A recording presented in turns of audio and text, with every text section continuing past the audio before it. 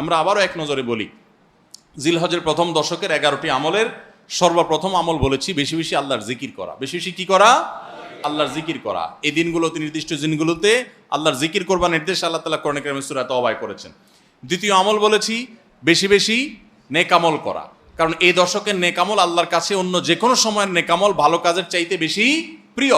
এই দশকের নেক আমল চলতে থাকবে, সেটা জিকির হোক, তেলাওয়াত হোক, দান সাদাকা হোক, নফল রোজা হোক, নফল নামাজ হোক, যত রকমের ইবাদত আছে, এটা ইবাদতের দশক। রমজানে যেরকম ইবাদত করতে থাকি আমরা, এই দশকে এরকম কি চলবে?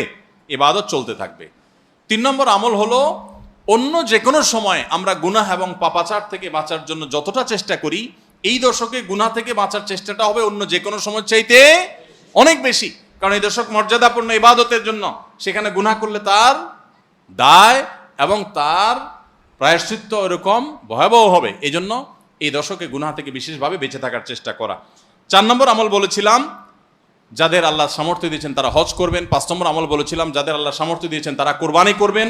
6 নম্বর আমল বলেছিলাম যারা কোরবানি করবেন, এমনকি বিভিন্ন হাদিস থেকে বোঝা যারা কোরবানি করবেন না তারাও, এমনকি বাচ্চাদেরকেও জিলহজের এই 10 দিন চুল নখ কাটা থেকে বিরত থাকবেন। চাঁদ ওঠার আগে আগে করবেন আর কোরবানির পরে করবেন। কয় নম্বর আমল গেল?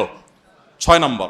7 নম্বর আমল হলো সাধারণভাবে এই 10 দিন রাত দিন যত বেশি পারেন উচ্চস্বরে সরবে তাকবীর পাঠ করতে থাকবেন। আল্লাহু আকবার, আল্লাহু আকবার, লা ইলাহা ইল্লাল্লাহ, আল্লাহু আকবার, আল্লাহু আকবার, ওয়ালিল্লাহিল হামদ। কোন হাদিসে 3 বার তাকবীর আসছে শুরুতে, আল্লাহু আকবার, আল্লাহু আকবার, আল্লাহু আকবার, লা ইলাহা ইল্লাল্লাহ, আল্লাহু আকবার, আল্লাহু আকবার, আল্লাহু আকবার, ওয়ালিল্লাহিল হামদ। আর 8 নম্বর আমল হলো এই তাকবীরটাই বিশেষ সময়ে, বিশেষ দিনে, বিশেষ সময়ে পড়া। সেটা কিভাবে? জিলহজ মাসের 9 তারিখ ফজরের পর থেকে নিয়ে জিলহজের 13 তারিখ আসরের নামাজ পর্যন্ত প্রত্যেক নামাজের পরে নারী পুরুষ সবাই এই তাকবীর নামাজের পরে একবার করে পাঠ করা। এটা হলো বিশেষ সময়, তাকবীরে মুকাইয়াদ বলা হয় এটাকে, স্পেশাল। এটা 8 নম্বর আমল। 9 নম্বর আমল হলো জিলহজের 1 থেকে 9 তারিখ পর্যন্ত এই সব দিনগুলোতে নফল রোজা রাখা মুস্তাহাব। 10 নম্বর আমল হলো জিলহজের 9 তারিখ আরাফার দিনে রোজা রাখা আলাদা স্পেশাল সওয়াবের কাজ। 1 বছর আগের এবং 1 বছর অগ্রিম পরের গুনাহ মাফ আল্লাহ তাআলা করে দেন। অর্থাৎ সগীরা ছোট গুনাহ আল্লাহ তাআলা মাফ করে দেন, বড় গুনাহ থেকে তওবা করলে সেগুলো মাফ পাওয়া যাবে। আর 11 নম্বর আমল হলো যে ঈদের দিনে যত সুন্নাহ আছে সব সুন্নাহগুলো সঠিকভাবে পালন করব। আল্লাহ রাব্বুল আলামিন আমাদের সবাইকে জিলহজের এই 10 দিনের ফজিলত এবং মর্যাদা প্রতি মুহূর্তে স্মরণ করার তৌফিক দান করুন। এই দশক যে মর্যাদার দশক যায়, ফজিলতের দশক যায়, ইবাদতের দশক যায়, জিকিরের দশক যায়, তাকবীরের দশক যায়, নফল রোজার দশক যায়, ধারণাই নাই আমাদের, মনেই থাকে না। অনেক মানুষ আছে জিজ্ঞেস করলে ভাই তার হাবভাব দেখলে রুটিনের ভিতরে কোনো পরিবর্তন নাই। অন্য সময় ফজরে গাফলতি, এই দশকেও গাফলতি। আরে ভাই রমজান মাসে তো মানুষ বেনামাজিও নামাজ পড়ে, মাশাআল্লাহ, ঠিক না ভাই? ঠিক।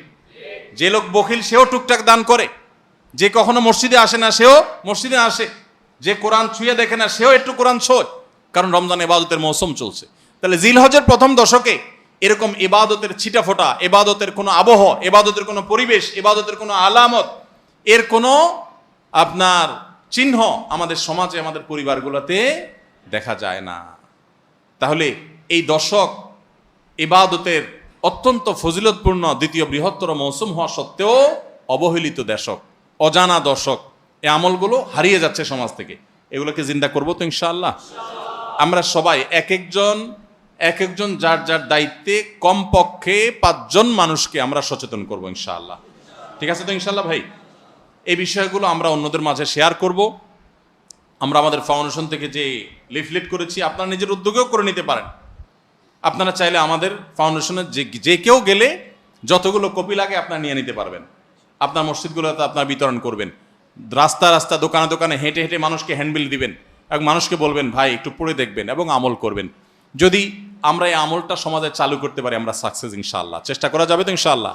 প্রত্যেকে যার যার মহল্লায় অলিতে গলিতে তাকবীরের ধ্বনি চালায় রাখবেন এবং তাকবীরের ধ্বনি শুরু করবেন, এবং যুবকরা প্ল্যান করে করে তাকবীর পাঠ করবেন। আবার তাকবীরের নাম দিয়ে মানুষকে ডিস্টার্ব করেন না। মিছিল করতে করতে আল্লাহু আকবার, আল্লাহু আকবার দিতে গেলেন, মানুষ মোবাইলে কথা বলতে পারলো না, এই ডিস্টার্ব আবার করা যাবে না, খবরদার। ইসলাম আমাদেরকে ব্যালেন্স শিক্ষা দিয়েছে, কোনো আমল করতে গিয়ে কাউকে কষ্ট দেওয়া যাবে না। সবাই চেষ্টা করবো তো ইনশাআল্লাহ। আল্লাহ তাআলা আমাদের সবাইকে আমলের তৌফিক দান করুন।